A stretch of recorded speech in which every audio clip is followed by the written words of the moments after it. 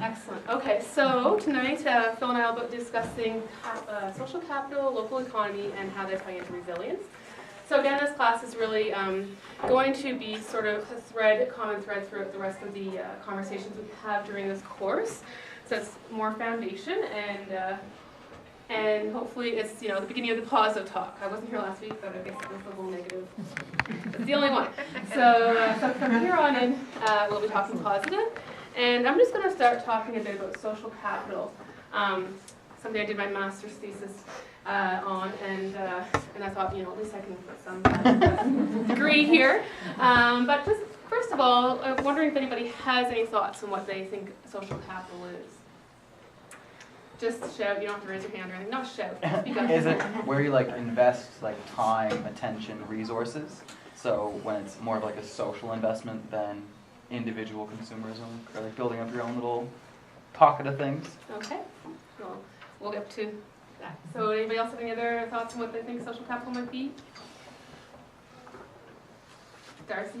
I'm trying to talk okay, to everybody. that's fine.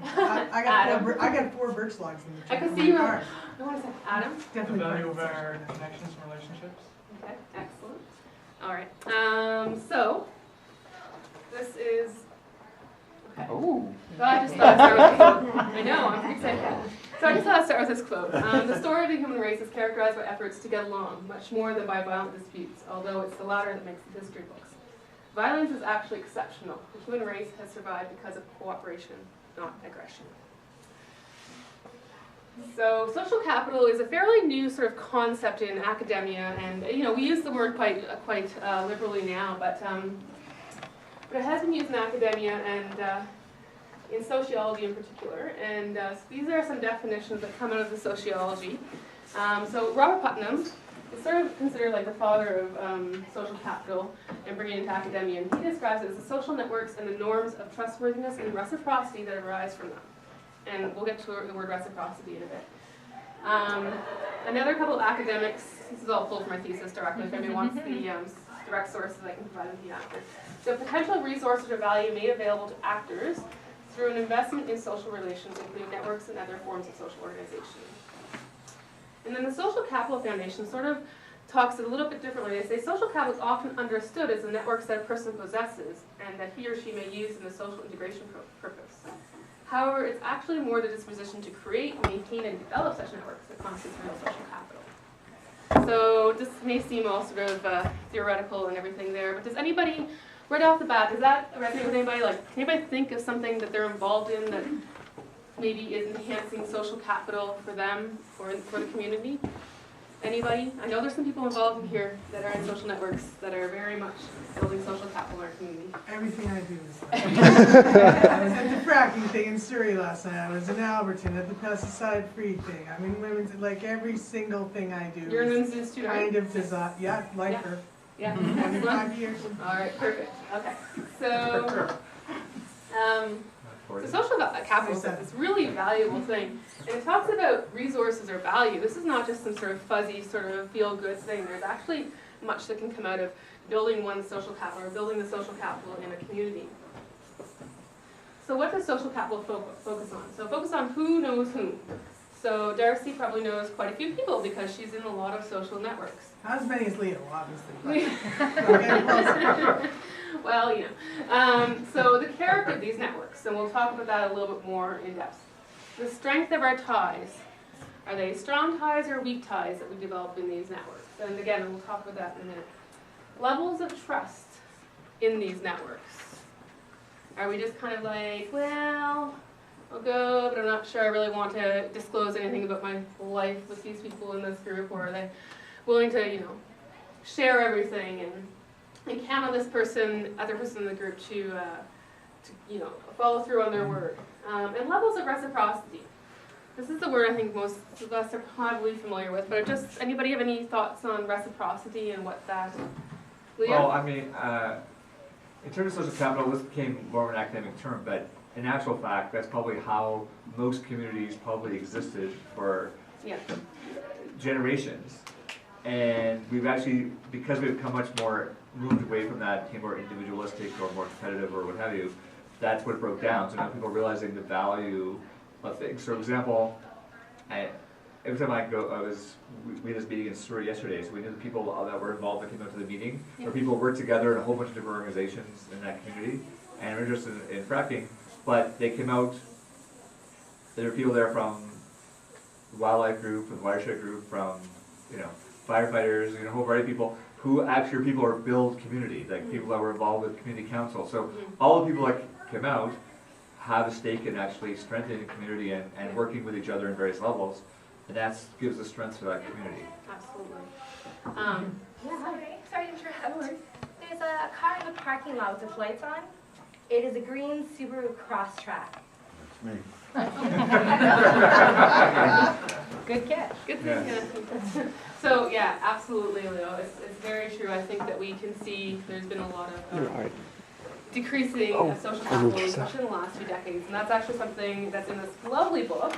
It's not thick at all, but it's called Bowling Alone it is by Robert Putnam, but it's very accessible. It's not particularly academic, although it is quite thick. And he talks a lot about civic engagement and involvement in community and social organizations, political organizations, and the decline that has happened since the 1960s has been dramatic, and how that's impacting various elements of our communities, our health, our education, that sort of thing. So definitely a sort of new phenomenon that we're losing social capital in communities, and luckily we're recognizing that and starting to sort of rebuild it. So reciprocity is kind of bargaining, isn't it? Well, not bargaining, but... So reciprocity, the idea is really that for a positive action, so someone makes a positive action in your favor, then you're to pass on that positive action, right? So it's sort of like a kind action instills another kind action. So sort of, giving and taking sort of in a kind, but not necessarily the expectation of that, right? But it just happens. And that's sort of the idea of reciprocity that happens in social networks. And it may be that, I was going to say that just as important it is to continue the giving, it's important to receive well. So often people have a hard time just saying, oh, thank you. Like, you don't know what to say when someone does something nice.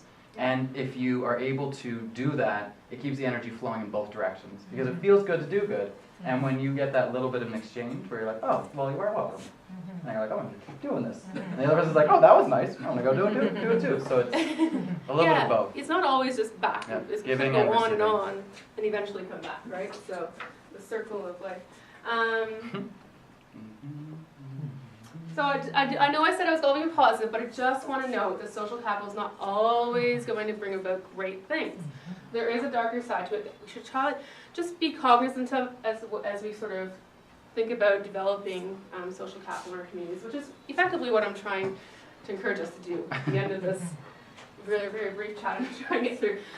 So social capital may be used to reinforce generational reproduction of inequality. What the heck does that mean? So for example, the Old Boys Network. Not just generational then. Right, it's not just generational, but that is sort of right. Or a country club. So there's maybe some class or income level you need to be at in order to get into the network that then will afford you the access to the jobs or access to the educational institutions, which could then afford you way more value and resources to make you live your life. Also, negative reciprocity. So it's been studied that actually when somebody does something really negative to you in this theory, your reaction is far more harsh and violent than it otherwise would be. Also restrictions on individual freedom. So sometimes when you're in social networks and that sort of thing, there's certain norms, certain expectations that you may be obliged or expected to follow through on. And we can see some of that too, like just sort of, group mentality can have negative effects on the way people behave, and they might otherwise not behave that way as an individual. And I think we can think about some university situations where that's happened in the past. I'm not referring to any specific ones, I'm not saying anything about that. But, so that's the darker side, we'll get over that quick. So subtypes of social capital is public regard or private regard. That really means, so we're involved in lots of different social networks. Some might be, we might be sitting on a subcommittee that is a working group for the city. Or we might private regard, that would be something like if we're in a bowling club. Not sure how many bowling clubs there are anymore, but that sort of thing. Formal or informal. So if you get together, my friends and I used to have Tuesdays with Beer Club, that's what we called it. bunch of us to get together at a different pub each Tuesday and had drinks, and it was really great. And we'll note that there were 2 marriages from that group, so people that met through that. So that's an informal group, and they can have great value too. Bridging, and I apologize if this is really, I'm speeding through this, but I feel like you guys kind of have a sense of what social capital is, and I do want to move to the exercises before the break. So bridging or bonding social capital. So this is actually a fairly important concept, and one that I would encourage us to consider as we move forward in trying to build social capital. So bonding social capital is really when we look and seek social networks with people that are very similar to us, so homogenous groups. So an example might be the high school males basketball team. So they're all males, they're all around the same age, they're all athletic, and they all have an interest in basketball. A bridging network might be this class. So we have people from all walks of life and ages and gender. We don't have a whole lot of cultural diversity, but that is somewhat a reflection, yeah. But there's more bridging in here than there certainly is in some of the other groups. In the right? belly dancing group, for example. The belly dancing group is generally females, yeah. And then strong or weak ties. So that's really effectively speaks to, I guess, how much you're really willing to. Actually, I'm kind of losing the thought of strong or weak ties, but that's okay. So, does anybody have any knowledge of strong and weak ties and the differences between them? Because I'm kind of losing my thought on that one. Like the difference between an acquaintance or a really close friend? Yes. Yeah. Yeah. Yeah. That Yeah. could. Yeah. Or somebody that you see all the time or have many overlapping. Yes, that's it. Yeah. Yeah. Okay. So it's more like the frequency with which you might see that person versus sort of the weak ties would be more casual acquaintances. You see each other in these social networks, but it's not necessarily one of those really strong ties. This is so fun. Okay. So types of trust that develop within social networks. Thick trust. So that would be the trust that extends only to friends and known friends and associates. So that's the trust that most of us are pretty good with, right? Thin trust is the trust that extends to include total strangers, and which is why I put the guy barber shaving. And that's obviously the trust that is harder to develop. In some ways, it can be, it can be very valuable, right, in a community, particularly in times of distress. When you're seeking help and you just might need to go beyond sort of your familiar friends and associates in crisis times. They're the first people you go to, but I'm just saying, in a community crisis, we need to be able to trust our neighbors and others in the community we don't know. So how do we grow trust in social networks? Repeated exposure and shared spaces, which is what we're doing here. I immediately, though, when I was writing this, thought of the example of the legacy garden and what an amazing opportunity that is to grow trust in a positive space. Everybody's out there, probably on a weekly basis at least. Adam would be there on 7 days a week. And it's just shared spaces, right? So everybody has their plot, but there's also shared spaces within the legacy garden. And they're sharing knowledge and information and that sort of thing. Honesty and communications, obviously that builds trust. We all know that from our own personal relationships and it's the same social networks. It's sometimes hard to be completely honest when you're in networks with people you may not be particularly familiar with, but it's about managing that honesty and not being dishonest and developing honesty over time and trust. So follow through on commitments. Again, this is all sort of fairly, basic stuff. We all know that to be trustworthy, you must be a follow through on your commitments and consistency and behavior. I just had to put in Martin Luther King Jr. because this is an example. The 60s, and I wasn't there, but from what I understand, the movement that he is credited with sort of leading was really built on a lot of bridging social capital. It was built on a lot of trust amongst groups that may otherwise have not had a lot in common. That would be from, an economic standpoint, from a race standpoint, from a gender standpoint, and obviously a geographical standpoint. So that is an amazing example of where social capital changed an entire you know, I guess, thrust of society. Why does social capital matter? It provides access to resources and other forms of capital. So, it provides access to money, information, volunteers, access to other networks that you might otherwise not have access to, which then might, again, and other resources, you know.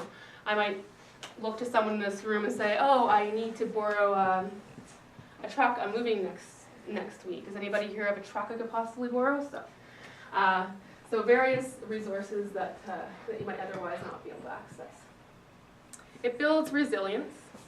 This all goes back to the trust and simply knowing people and being able to, and the resilience, right, to sort of bounce back from ebbs and flows in life, whether it be your own personal life or your family's life or the community life. Having more people that you can actually access certainly builds resilience. And then one of the great things about social capital is it actually is increased by usage instead of depleted, like economic capital would be. The more you use it, the more it depletes, right? So actually it depletes through non-use. So if we don't attend to social capital in our social networks, then we lose the value of them. Okay, so this is one of my favorite movies. You can laugh if you want. It's a Wonderful Life. And has everybody seen this? It's a wonderful movie. Great. So can anybody tell me how this is an example of social capital? The picture right there? Well, you know, this is the last scene. Mm-hmm. So this is when he is surrounded by people. So how does the story of George Bailey's life end up here? What has he done to deserve this? Well, his value is bringing people together or helping resolve things in the community without him realizing that that played a role. Exactly. Although he was a banker, right? So that's he was one of the good hard ones. to believe in today's world. I know. No, I'm being a little facetious here. I'd say the majority of bankers in the world today don't have that same skill level. We can always, yeah, exactly.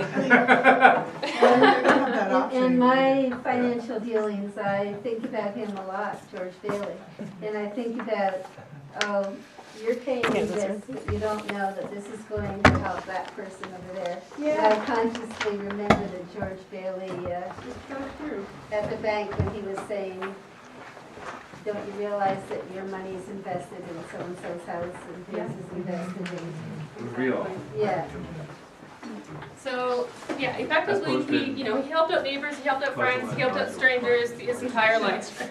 He built up a heck of a lot of social capital, and that all came back to him.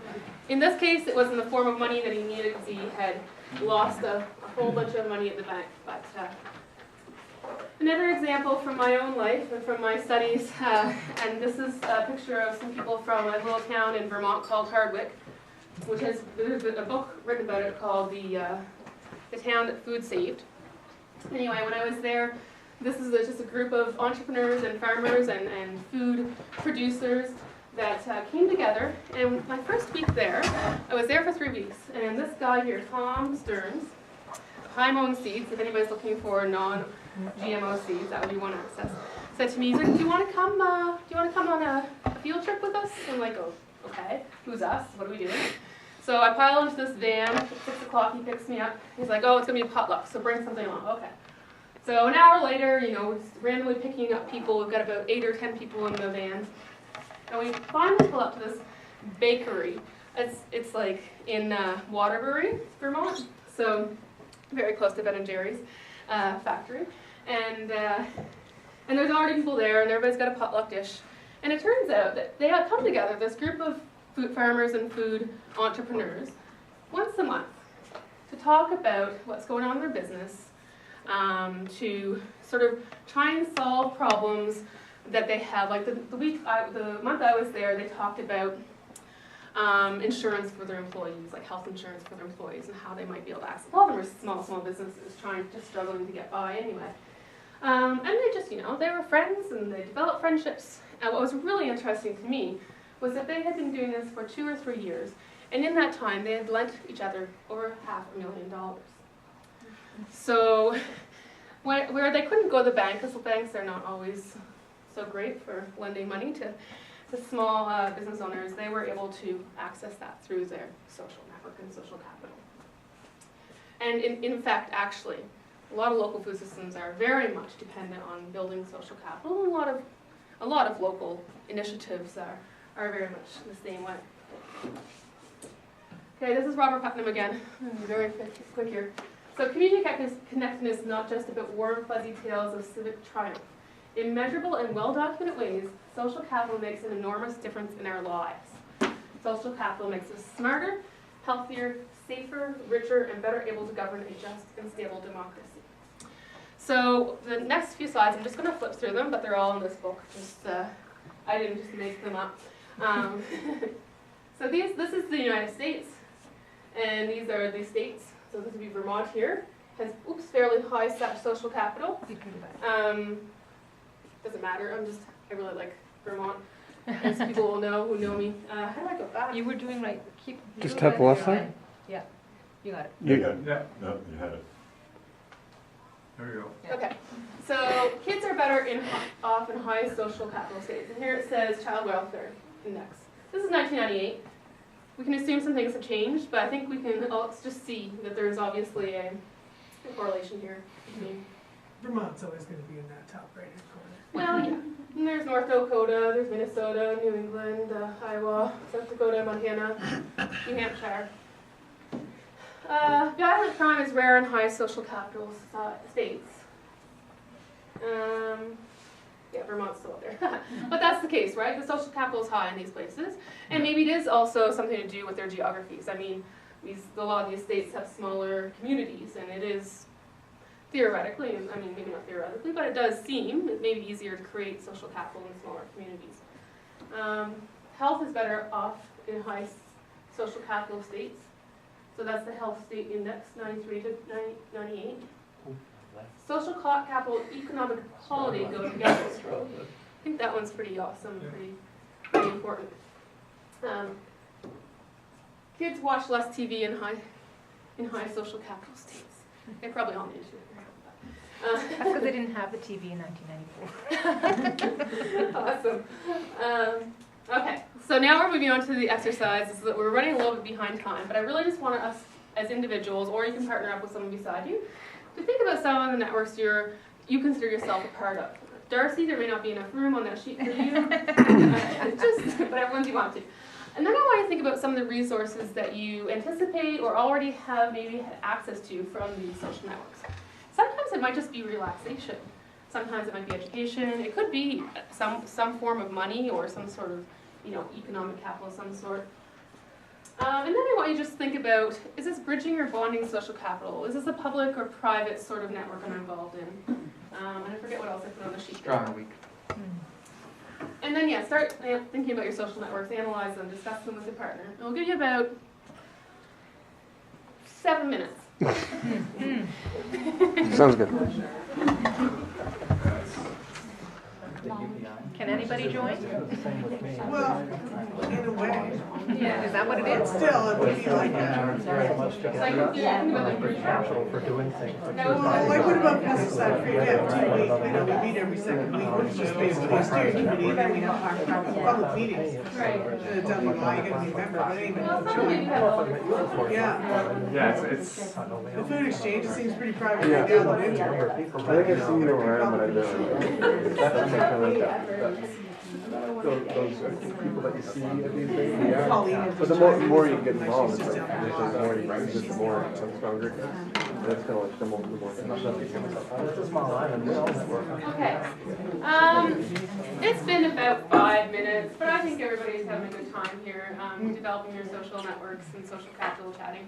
So, does anybody have any thoughts or any feedback from that exercise? Anything they want to share? well, part of. I mean, I'm involved with forming some coalitions before. I mean, 2 things, or a collective. We've got Cinema Politica as a collective. Right. But part of it was, I thought, we need to have Cinema Politica here, because I've seen it elsewhere. So it's a question of trying to identify who you'd want to bring together, both at the university and off campus and in public, around those groups to say, how can we form a collective and brought those people together to get it started, and got some resources from ACIC, which I was also a member of, to make it happen. And then we figured out how to keep it going by making sure that, you know, there's different focuses on all films we bring in. The idea is to create public dialogue and to do it. So the whole idea behind it is, in terms of, all these other people may not have been aware of Cinema Politica before that. It's a question of saying, this is something that's really important that we could develop here and it'd be really useful for a community, and bring together people that would see some value in it and try to maintain it. In terms of making sure we have the resources to have a membership fee paid each year and bring films in from a variety of perspectives that people could do. So last week we had Last Call at the Oasis at UPI. So that was the Citizens Alliance. So different groups will take the lead in different films. But the idea there is to bring these people together to create public opportunities for people to come together, watch a film, and have some dialogue and discussion around a theme. And the idea then is to try to keep that going, because if we didn't have that group, we wouldn't have access to these films. Right. Right? Okay. Yeah. So it's a question of figuring out how do you make it work and how do you make it sustainable in terms of bringing people together. And the idea isn't just show films, the idea is hopefully then that will spark people to take other actions, whether it be in terms of peace actions or environmental actions or political actions or what have you, so the films have a message to them. So how do we continue to have dialogue? Yeah, there's certainly collaboration there. And you also mentioned that you got resources from ACC. ACIC, Atlantic Council for International Cooperation. So that, because you're involved in So that. So see, you brought from one network I was to another. co-chair, so I was, Very handy. helped. Okay. But then we try to make it self-sustaining, because Right, that helped us get started, and then we collect donations and figure out how to use it. And this year, for the first time, we're going to have a social justice film festival in awesome. mid-February, and we're going to have like 7 or 8 films being shown at UPI with different themes, all dealing with peace and justice being the themes behind it. So that is an outgrowth of part of cinema. Do you want to share that on the Facebook page, just in case anyone wants details on that? Anybody else have any thoughts or any questions, any comments, anything? So far, we've been talking about a social network Yeah. as being physical. It isn't really sometimes physical, Right, yeah. because I have friends that I've known most of my life, and I haven't seen them in years. Yeah. But I have a group on Facebook that we always get together and we chat, and if we discuss various issues and things like that. So it isn't just a physical thing, That's very true. it's being able to Very communicate back and forth. Yeah, that's an excellent point, and that's sort of a new form of like social network that's been rising for the last 10 or 15 years, and certainly we've seen the power of that in so many ways, and whether for good or for bad in certain circumstances, depending. But definitely agree with that. Good point. Thank you. Anyone else? All right. So I think now we'll move from individual to. Really, I'm hoping you guys can remember the importance of social capital as we move forward with a lot of the other things that this course is going to introduce you to. For me, once I realized just how important social capital was when I was doing my master's, considering whether I want to continue in academia or what I want to do after, and talking to those farmers and talking to those food people and seeing how much value and how much they could contribute through those social networks, I was like, okay. Nope, no more academia. I'm coming home, PEI, and I gotta do what I can to try and help build social networks and social capital here at PEI, which I've been attempting to do, while also trying to eke out a living. But this is the next one, group discussion. So this one is, and I'm just gonna jot things down here. So how is social capital already being generated in our communities? Because I know not all of us are from Charlottetown. So does anybody have any thoughts on arenas that social capital is already being generated in Charlottetown, Summerside, or other communities you're from? Town meetings? Sure. And I apologize that you guys can't see what I'm writing, but yeah. Anything else? The like seed libraries. Mm-hmm. Is that a really great bridging thing? Yeah. Double-ended. Crazy. Well, the food exchange, Yeah. gleaning and taking produce from food banks. And sharing it with the gleaners, of course, which is awesome. Food exchange. Anyone else? Anything? Art in the Open. Art in the Open. That's a Like great one. show, coming back to PEI. That would be getting bigger and bigger, right? And then on that topic, Fringe Festival. Umbrella shows. Anything else? Anything to pick up? I'm gonna write down legacy garden because it keeps on. Well, there's stats that show that PEI and Newfoundland and other places, people donate more or contribute more than most other provinces. And I mean, in the past week, I probably attended 2 different benefits for people for various reasons. So those are happening all the time, being organized by people in the community. And it's social capital. People trying to. That's sort of like a result of those strong. Yeah, but it's, yeah. The first word you mentioned is a traditional way of that, and that's arenas. Yeah. Like throughout the island, the arenas are actually social capital centered. Very true. I was thinking when you sort of said before that, you know, to build it in some ways, you just have to have repeated exposure and shared spaces. So almost any kind of cultural event in some ways, because then you start to see people again and that kind of thing. So, and when you said traditional, I thought you were going to go for Kaylee's. So should Kaylee's in? I would say, yeah. Or just even like the small hall, I think small halls. the community halls. I was gonna save this for what's kind of lacking, but I can kind of tie it in. So I host a yoga club at UPEI once a week, and I think that's missing from our communities more is just these like very healthy physical movement exercises. They're individual but shared, and like there's a lot of focus on energy and sort of kind of getting what we need in those experiences. But what we lack, I think, from a lot of our different social capital movements or vehicles is ritual in a way that we lead in by who is all present here and kind of why are we here, and then closing also with what we've gained, because that really helps build those strong networks. Because if you don't know the people in the room, it might help next time you're like, hey, I saw you there, and like, how's it going? And that's usually what happens is after so much exposure, you finally break that threshold, but you can break icebreakers. That's what they're there for. Is there, if there's anything in the room where people just don't feel like they know what's going on or who's around and recognize the space itself, it just lubricates the bonds and social capital gains. Sorry, I can long-winded say 3 things at once. That's great. Salvation Army. Yeah. Careful though. They don't like the gays. Farmers market. Don't trust me. Too much dogma. Elections. Oh, actually, yeah. Like the mayoral election this past one, there was lots of exposure for Sorry, what was what? The city elections. election. Elections. Yeah, in general.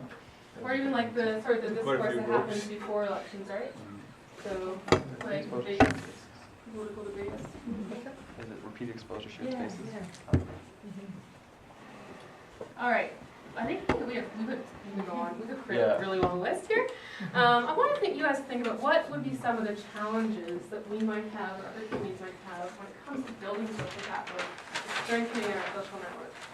What are some of the things that, first of all, might stop individuals from being in social networks, or communities from building it? Well, I think there's also a breakdown now in some communities because we've had a lot of, in rural areas, a lot of out-migration. So there's a smaller number of people and less diverse in terms of ages and groups. Like PEI, we've got a huge number of people who leave PEI to find work elsewhere, and yet have families here, and those are really, that it's very difficult for people to maintain social capital and relationships and bring people together. So, and you need also the infrastructure to do that as well, or at least some means of doing that. So when you close small rural schools, for some reasons, you may also be losing some social capital in those communities, so it's a place for people to get together. Right, and that's not always counted in those equations. Anyone else have any thoughts? Yeah? And with all this out-migration, it's hard to bridge through the generations, and so there's like such a heavy amount of knowledge in the population here, and yet not a lot of pupils to continue that on forward because education's privatized and we don't have the bodies, I guess, to continue that forward. The traditions are being lost. And it doesn't take very much. When I moved to Mermaid in 1983, we had a list of the 71 people who lived in Mermaid by address with their phone number and what they did. So you could, if you're looking for a plumber, a carpenter, you know who to call. And people moved in, we added them to the list, we squeezed them in, we had to redo it every couple of years. And then people started selling their houses and moving out. Up until that point, no one had ever moved out of Mermaid. You just built a house and moved in. You didn't sell it and go somewhere else. That was ridiculous. So we ended up keeping the list. But it really changed as a community then, when it just in the period of about 4 years, it became a bedroom community for Charlottetown, instead of a freestanding community of its own. And it was a really dramatic change, and it was really quite sad. Shannon, I think the first thing that was mentioned when it was mentioned, work, I really do think that that is such a strong one, either not having enough of it, so you've got to go away, or having too much of it, so you never leave. So we're talking about migration and... No, I said challenges to social capital, work huge. So either having too much of it or not enough of it. Too much so you can't go to social networks, or not enough? No, you just never leave your office. And I think it's more polarized than before, and in terms of economic inequality, or, you know, are people at the top? There's a huge, I've seen in whatever number of decades I've been around, a huge barriers in terms of social capital, where we all felt maybe we all live in the same community, and now I think people they're buying out of that community, they're not part of the same community anymore, and people are more either thinking individualistically or thinking very materialistically or thinking differently. It's not about the community, it's just about them. It's very individualistic, and that rise out of sort of individualistic, getting ahead, competitive culture. Yeah. And how we even define ourselves as a society, because it used to be we define ourselves as a society of what we did for each other. Now it seems to be, trade has taken over, trade and economics has taken over a huge swath of things. And the first video was really short there. She talks about how people are working more and having less other aspects to their lives. And in North America, people are working more and more and more. So that whole drive and thrust, and even how we think about ourselves, has taken away from social capital. Absolutely. On that note, I have noticed that it is very time. But thank you everyone for this extremely quick and dirty introduction to social capital. We will talk about it more in other classes. From 400 people, from 400 families. So let's do that. Leave them each with $1 million. You know, I mean, when you say that the problems are insurmountable, okay? So that's not just some wacky idea. Okay, Joseph Stiglitz basically said the same thing. He won the Nobel Prize for economy. Okay. So I'm going to race through this kind of stuff. I think, I think we're pretty familiar with this kind of stuff, but I think this is an interesting thing that, and most of you have probably heard this before, but maybe need to be reminded, okay, is that the amount of time that it takes you to make the same amount of money as a typical CEO in Canada. So in 2012, the richest CEOs made more money by January 2nd than the average Canadian makes in a year. And so we've seen the average salaries of these people go up by 444%, while the family income has basically remained stable. I'm going to pass over to Cedar because we don't have a whole lot of time. If you're not familiar with Naomi Klein, I really highly recommend you read some of her books. She has a book out called No Logo. Shock Doctrine was one of her more famous ones, and this is her current book, which actually I'm reading right now, called This Changes Everything. And it's about how, because of climate change, the greening of American greening technologies is really just not nearly enough. We need systematic change in our economy as well.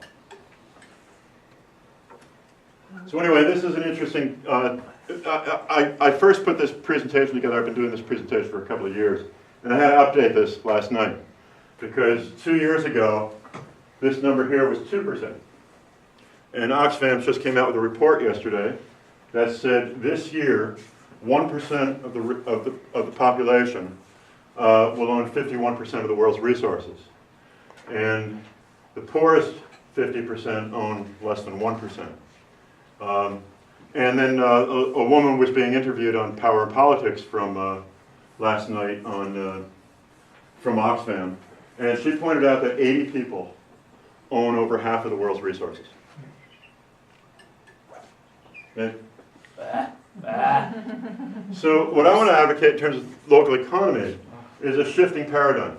Okay? I think if you've attended any economic development or community development business courses or workshops lately, you've probably heard about innovative competitiveness and efficiency, and this being the stalwart of our economic solutions. I like to refer to that as the ICE economy. Okay? And this is the whole idea of this kind of concept pushed by Wall Street is to celebrate individualism, materialism, greed, violence, that kind of winner-take-all attitude. Okay? And instead, I think we need to replace that with what I refer to as a safe economy, one that's secure, accessible, fairly traded, and ecologically produced, so that we develop the types of things that Shannon was just talking about in terms of collaborative, harmonious, self-reliant future. So how do we get there? Well, the idea is to provide, the kind of things that Shannon was just talking about in terms of the social networking, in terms of developing strong, nurturing communities, etc. Here's the book she referred to, The Tenant Food Save. These are some other books that, all sort of support that concept. And this idea, if you look at it, here's some of the drivers. The idea of creating good livelihoods as opposed to making money, creating community needs rather than just using money to make more money, the size of small and medium businesses, et cetera, et cetera. I wanted to get to, I'm going to skip that too.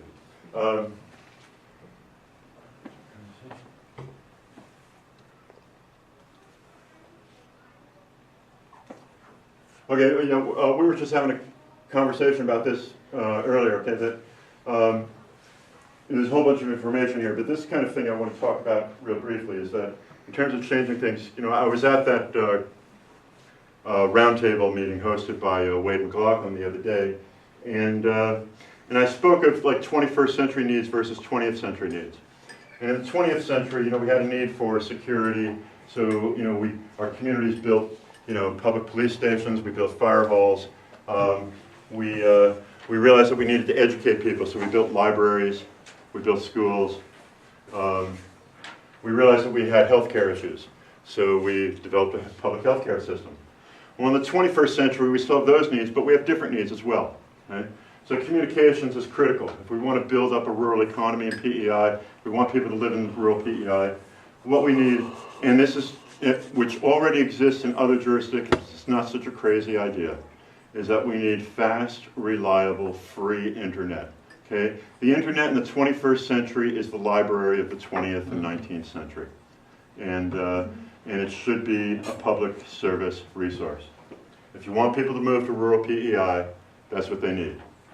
Okay? Also, you can't live today without insurance. Okay? Whether you have a car, whether you own a home, anything you have, by law you have to have insurance for your car to be able even to get in it. PEI Mutual, which only insures people in PEI, has $1 billion in the bank. Okay? Now imagine if that was a publicly owned company. What we could be doing with the profits that an insurance company makes like that to pay off our debt. Richard, what's the provincial debt? $2.7 billion. 2.7 billion? Well, there you go. Okay. 1.5. Give or take $1 billion. All right. Electric and water utilities. Okay, now one of the slides that I skipped over there in terms of CETA and TPP. Harper is looking at giving corporations power to basically take those things over. It's not such a far-fetched idea that our water utilities may be owned by some foreign corporation very shortly. Okay, these things. We have to have a serious discussion in Prince Edward Island, like they have had in Europe. Jordan mentioned the first week we were here about how Hamburg, Germany has taken over the public utilities there, and communities all through Germany are doing that. Let's go with Hamburg here too. So the idea of local economy is not such a crazy idea. Like this is a PEI $5 bill. Nice. Okay? So it's not such a crazy idea. It did happen here. And what's the value of local economy? It's the types of things that Shannon was just talking about in terms of preserving livelihoods and et cetera. I have no idea why that keeps going ahead of itself, but maybe we'll just go ahead anyway. These are some quotes from a recent study that was done in PEI about the island agriculture. Okay, I didn't make this stuff up. This is a direct quote out of the paper that was done. Our current food system is not sustainable in Prince Edward Island. It's from the Growing Island Way. You could look this up on the internet. The paper's there. Farmers are fighting a losing battle. For survival, they cannot thrive by competing in a globalized, efficiency-driven commodity markets where largest scale, lowest operating costs, and the least regulated operations of the day.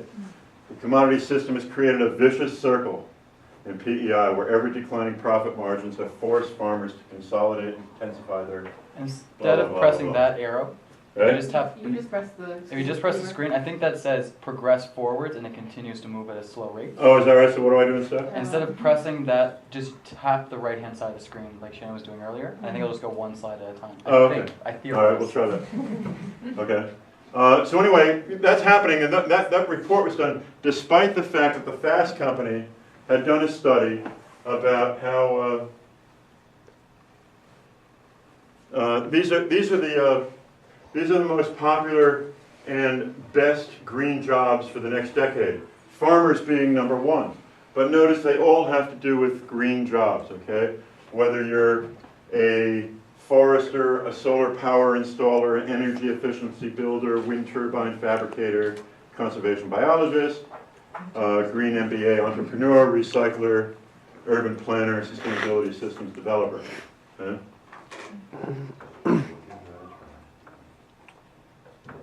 Is there a sweet spot, Shannon? No, I think, I don't know, I didn't have that arrow. Try punching it. I didn't have that. So anyway, what I did was I took some figures in terms of what other communities were doing for local economy, and I applied them to PEI. So what I did is these are some examples of, in Detroit, they did a study, they looked at if they did a 20% shift of local foods in Detroit. It resulted in 35,000, almost 36,000 jobs. It increased the output of $9 million in earnings and $155 million in business taxes. Okay, a 20% shift in King County, Seattle, Washington resulted in nearly $500 million in increased income. So what I did, and notice this here, the multiplier effect that you have by localizing the economy, right, is that when the money changes hands and stays in the community, there's a benefit that it tends to circulate about 8 to 10 times before it leaves the community. So what I did is I took some figures about PEI. I said, okay, well, according to Statistics Canada, we need about a quarter of a hectare of land to actually grow food for people, for our population of 136,000 people. That means we need about 34,000 hectares of land to theoretically be food self-sufficient on PEI. Our current production is 171,000, so there's plenty of land in production that could be shifted toward local food. So, what kind of impact would it have? Well, again, these are some statistics about what happened in Edmonton, where the 40% shift created 2.3 million, 25% shift, et cetera, et cetera. So I took the same kind of impacts and figures of populations there, I applied them to PEI. Said, okay, we have 136,000 people in PEI, more or less. We have about 45,000 households. According to Statistics Canada, the average Canadian family spends about $136 per week. That's about $6 million on PEI spent annually on food, okay? So our annual food budget is about $300 million on PEI. Okay, so a 20% shift of that much more local food beyond what we're currently consuming would put about $60 million into our local economy. And if we apply that same multiplier effect at the lowest figure, we'd get about $300 to $500 million. Okay? Now, $300 million is roughly equal to the farm gate sales of the potato industry. Okay? We keep hearing how vital the potato industry is to PEI. And it is, no doubt. But what I'm saying is that we could replace the economic impact by just shifting to 20% more local consumption. So how can we do that? How can we do that? Shopping at a farmer's market. Okay, shopping at a farmer's market is one. CSAs. CSAs. But we're talking about a substantial amount of food. So, yeah.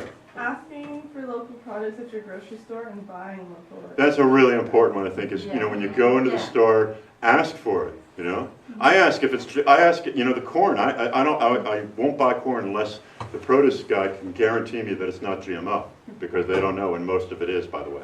But just asking, is this local, where does it come from?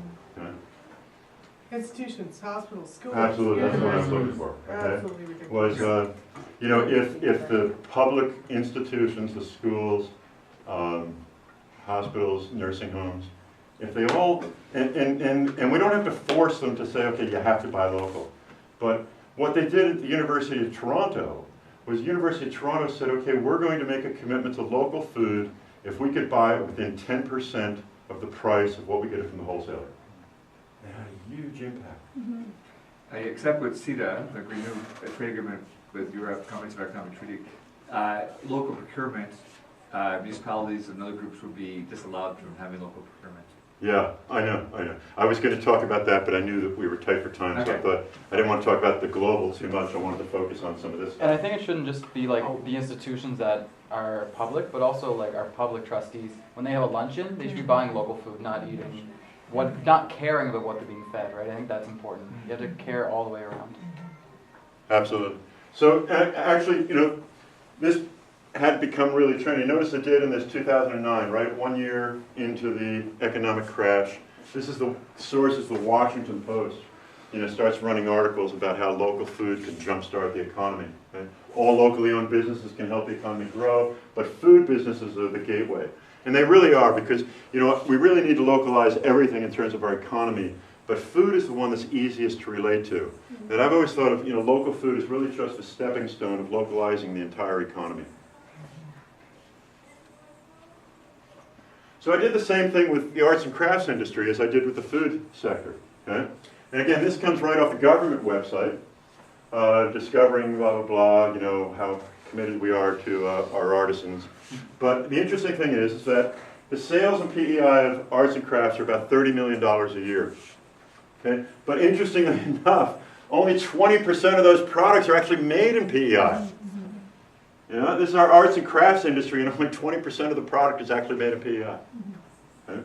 So I said, okay, if it were 40%, then we'd have $12 million in sales. Okay? And the multiplier effect would put close to $100 million into our economy, just by supporting more local arts and crafts. Okay? And again, if we had, so how can we do that? How can we increase local production of arts and crafts and just products? Sustainable forestry industry. Yeah, that's a good one. It's a sustainable forestry industry. Yeah. That rings to me. I am a tour guide in the summertime for cruise ships, and oftentimes people come off the ship, and what they want is an island craft of some sort. Absolutely. And most of the places we take them on the bus tours, there are a couple of places we go. It's a good place in Brackley. They have goat's milk soaps and so on. Love that place. There's a wool shop in North Rustico. They love that place, and Island Pottery and so on. But by far and large, most places that they go, Fisherman's Wharf and so on and so forth, 80% of what's in their gift shops are from Japan and China and wherever. Yeah. And it boggles my mind, because it's not what these tourists are looking for. They can buy that stuff anywhere. They want to buy island things. Yeah. And it just seems to me to be a no-brainer. Why? How can they justify? Yeah. As somebody who makes stuff, though, you can't even earn minimum wage in order to sell it at the prices that these stores will buy it for. Why are you selling it for the prices of? No, but I mean, like those stores want Right, so to be that's able like to sell the it at a certain price. justification is because they can get all of these cheesy things from way cheaper. I see that.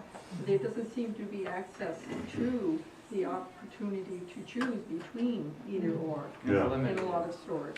Yeah, like when I was an organic farmer, it was like, we're talking like a long time ago. Back in the 80s, when I was farming and making a living farming, the price was always an issue, because, but those that were able to stick with it, you know, price isn't so much an issue anymore, right? You know, it's people, there was a niche group of people that were willing to spend, but that niche grew considerably now, you know? It's like with organic foods right now. You know, there's enough people producing that the price is a little bit more in the same ballpark. But there are stores now, I'm more on PEI, and it's growing Yeah. in terms of this. You know, one thing I think of is, you know, Target just announced its closing, right?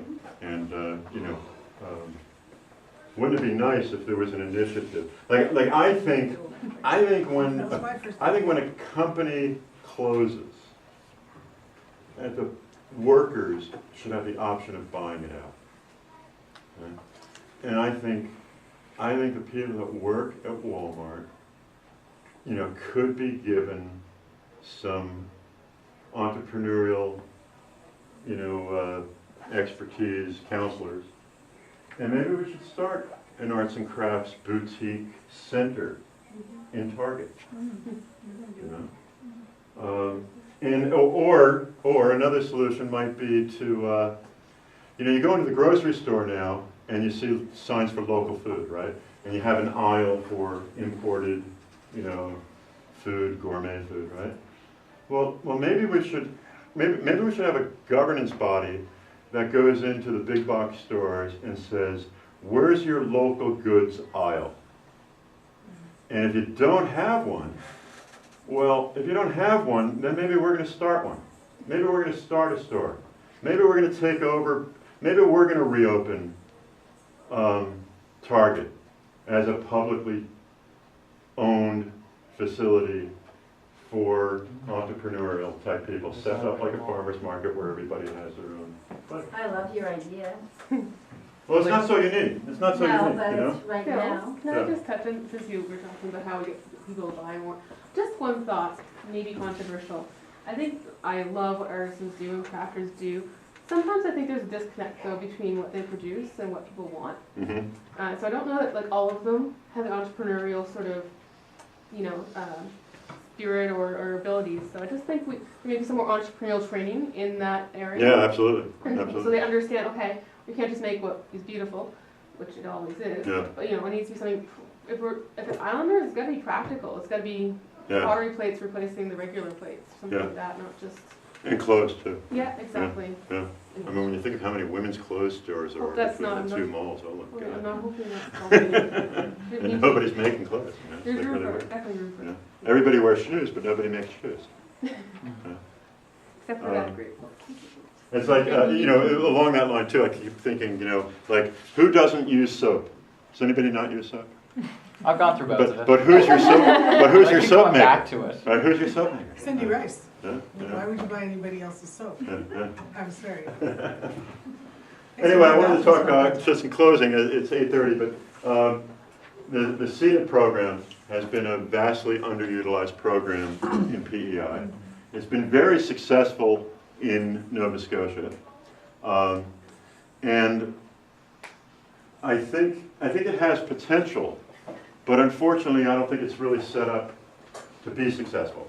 Richard, you're welcome to disagree with me if you wish, but you know, the ADAP Council where I work, we were going to start modeled after a Nova Scotia example of PEI. We're going to call it PEI FarmWorks, and we're going to operate basically as a mutual fund for helping people to invest in island agri-enterprises.